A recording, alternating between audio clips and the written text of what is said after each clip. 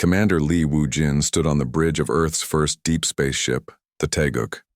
His dark eyes stared at the stars through the front window. Behind him, his crew worked quietly at their stations. They all knew this was the most important day in human history.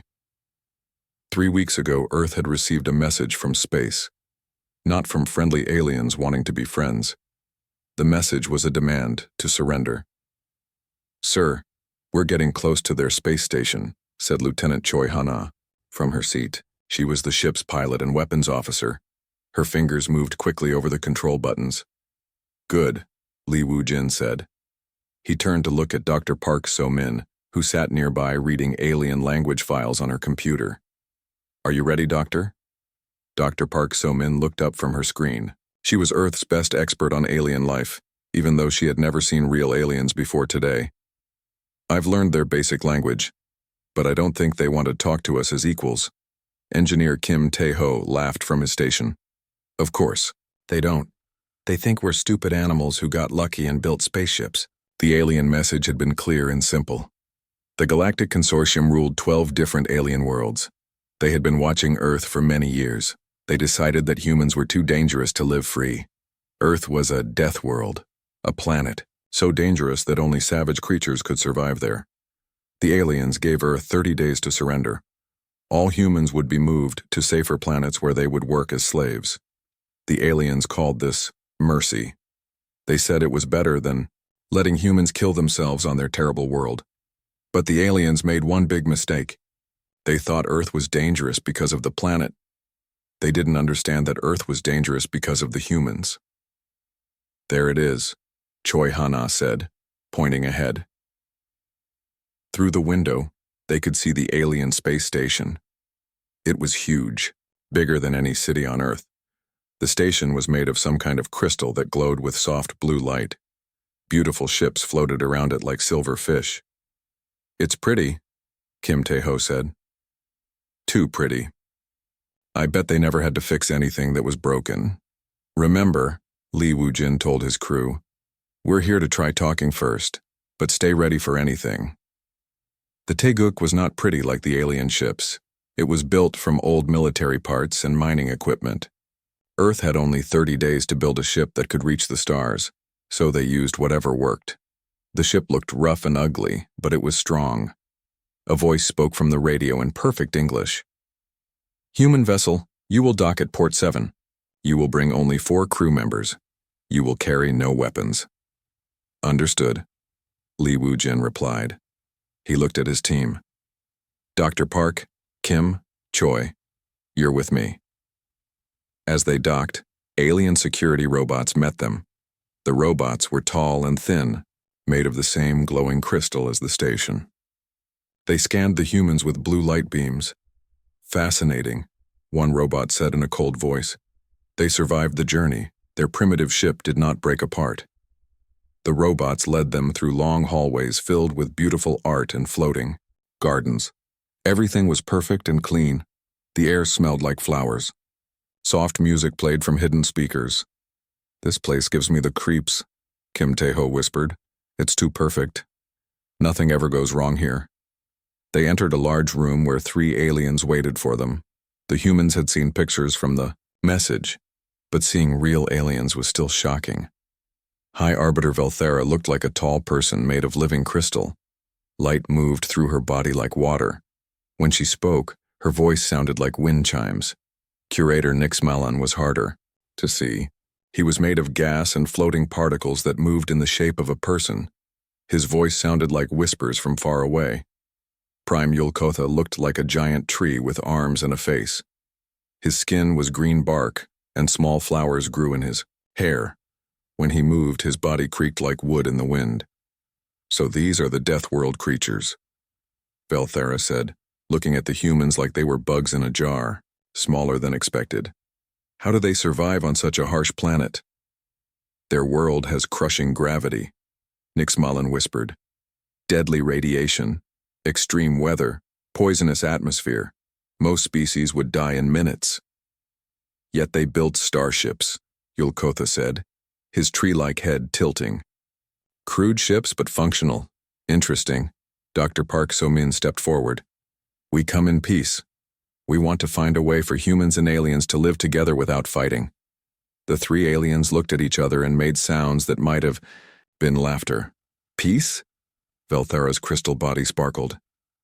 "You don't understand, little creature. We are not here to negotiate. We are here to process you." "Process us?" Li Wujin asked. "Study you," Nix Mullen explained. "Learn how Deathworld creatures function. Then we will fix you. Make you safe for civilized society. Remove your violence. Control your breeding. Make you useful." "And if we refuse?" Choi Hana asked. Yulkotha's wooden face showed no emotion. "Then we will remove you from existence. Your Deathworld will be cleaned and prepared for better species." The aliens had energy barriers around the humans now, invisible walls that trapped them in place. Robot guards moved closer. "You see," Velthara continued, "we have studied your history. War, murder, destruction.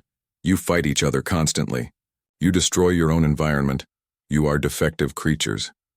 We are trying to save you from yourselves," Nix Milan added. "On our worlds there is no war, no hunger, no death from old age. Perfect peace and order." Li Wujin listened quietly. His face showed no expression, but his team knew that look. Their commander was thinking. "You have 30 minutes to accept our mercy," Yulkotha said. "Choose, quickly." Dr. Park So-min tried again.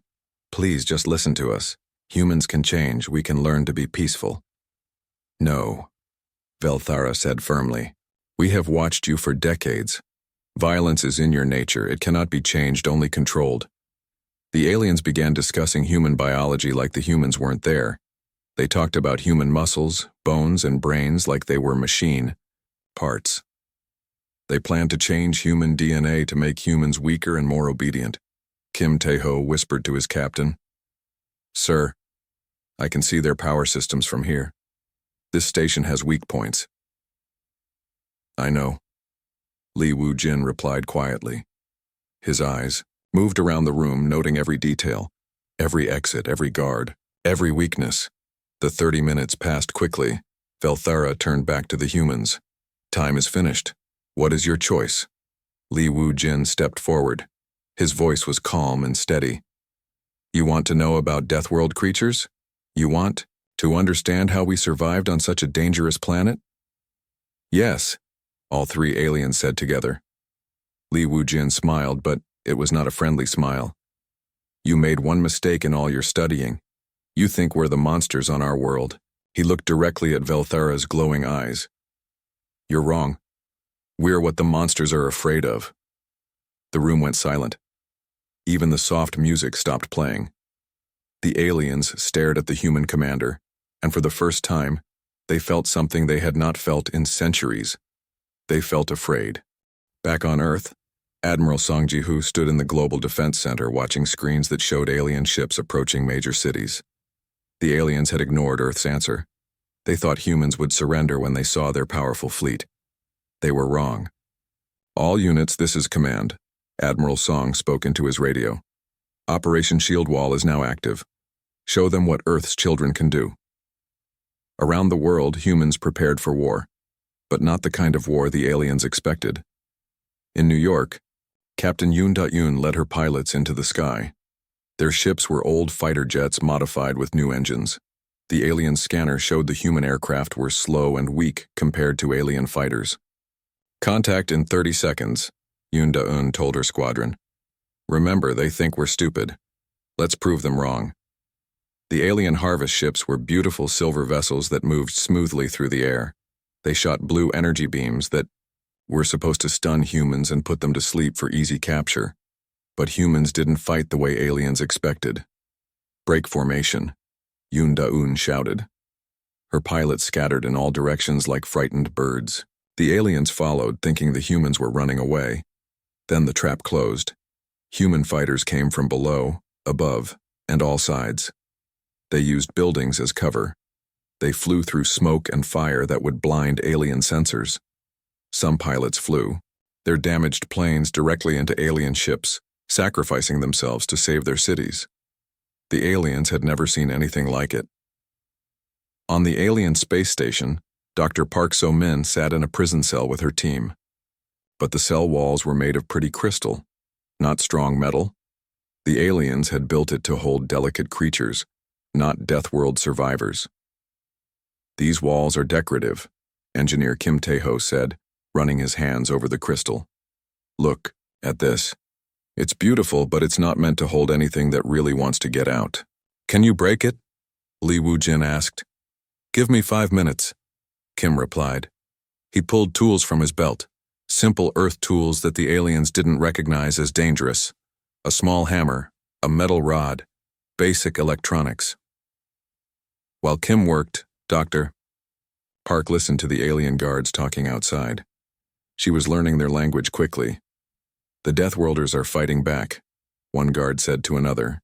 "But how? Our ships are stronger, our weapons are better." "High Command says they're using impossible tactics," the second guard replied. "They sacrifice themselves. They ignore safety rules. They work together even when they're losing." "But why?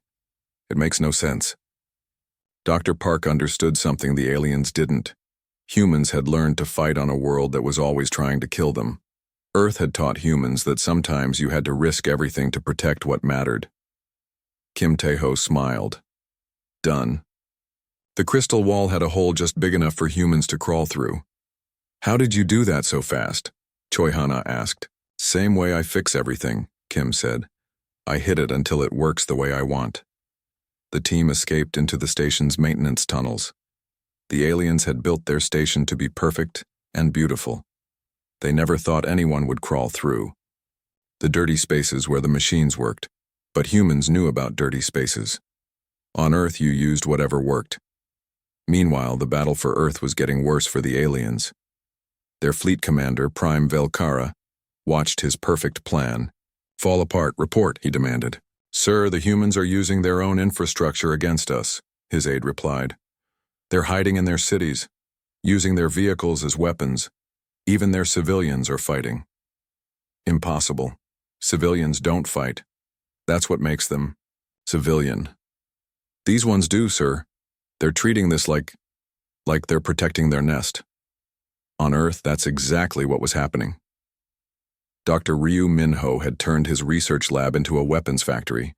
He was building new guns from mining, equipment, and construction tools.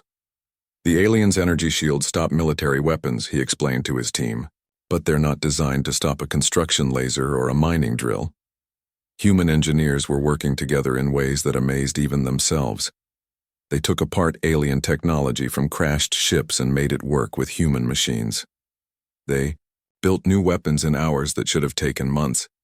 General Bae Kyung-soo coordinated the global defense from his command center. He watched reports come in from every continent. "Sir, the alien landing in Tokyo has been repelled." The humans used subway tunnels to surround them. Australian teams have captured 3 alien ships intact. They're studying the technology now. European forces report the aliens retreated when human civilians refused to evacuate. The aliens didn't want to harm non-combatants. General Bae smiled grimly. "They still don't understand us. They think there's a difference between soldiers and civilians when someone attacks our home." Back on the space station, Lee Woo-jin's team had reached the control center. The aliens were too busy watching the battle to notice 4 humans crawling through their ventilation system. "There," Dr. Park whispered, pointing at a communication console.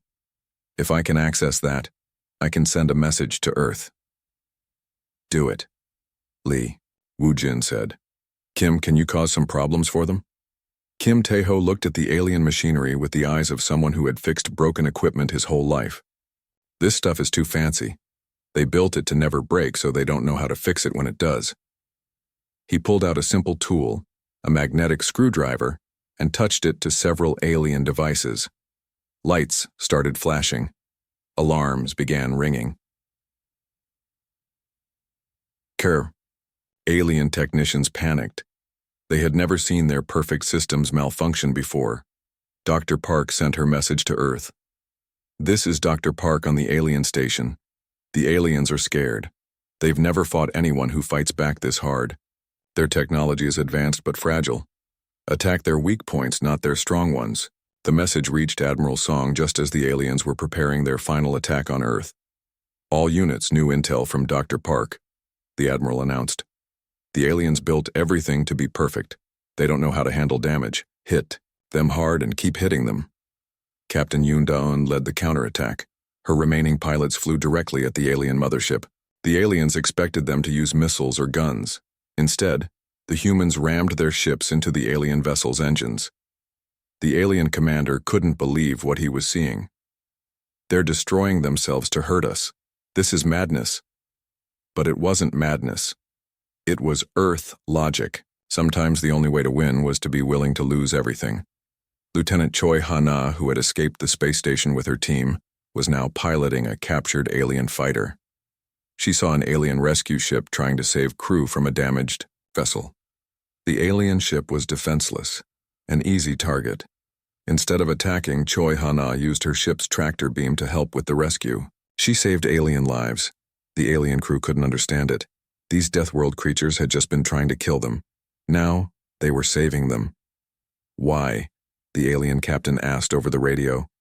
Because you're not fighting anymore, Choi Ha-na replied simply. Across the galaxy, news of the battle spread. The mighty Galactic consortium was losing to primitive Deathworlders. Other alien species who had been conquered by the consortium began to whisper among themselves. Maybe the consortium wasn't as strong as they claimed. Maybe there was hope for freedom after all. On the space station, High Arbiter Velthara stared at reports of her fleet's defeat. Her perfect crystal body was dim with shock. How? She whispered. How did creatures from a death world defeat the greatest civilization in the galaxy? Dr. Park So-min, now free and standing before the alien leader, had the answer. Because you taught us that the galaxy was dangerous, she said quietly, and Earth already taught us how to survive in dangerous places. The aliens were learning a hard lesson. They had awakened something they didn't understand, something that had been forged in the fires of a world that never showed mercy. They had awakened humanity, and humanity was just getting started. News of Earth's victory spread across the galaxy like wildfire.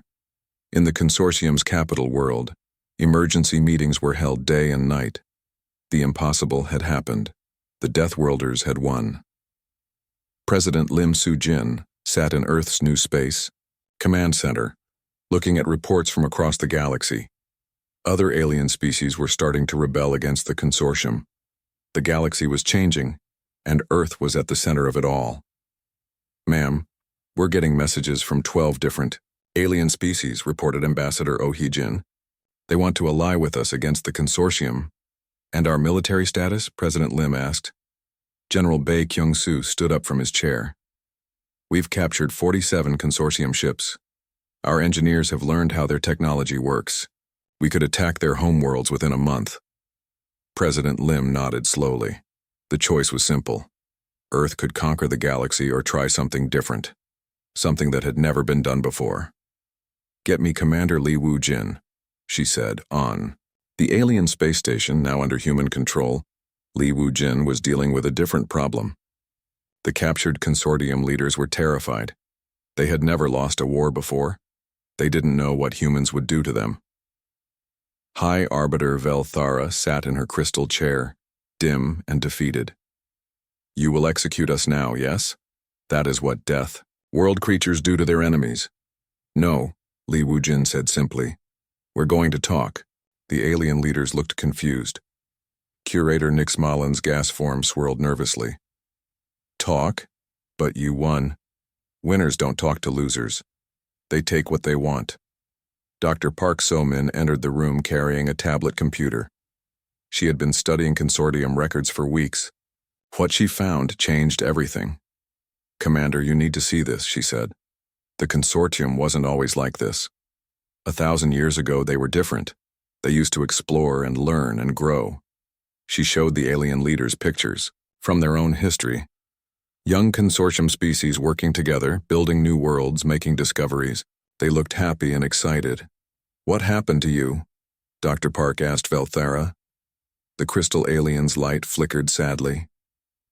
We became perfect. We solved all our problems. No more hunger. No more disease. No more danger. We thought we had won. But you got bored, Kim Tae-ho said, understanding. When everything is perfect, nothing matters anymore. Prime Yulkotha's wooden face showed old pain.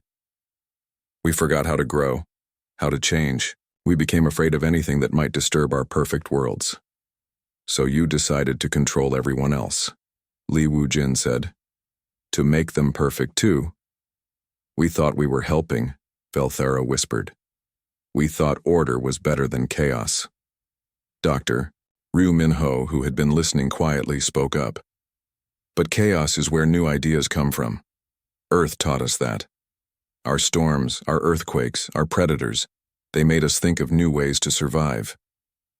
President Lim's voice came through the communication system.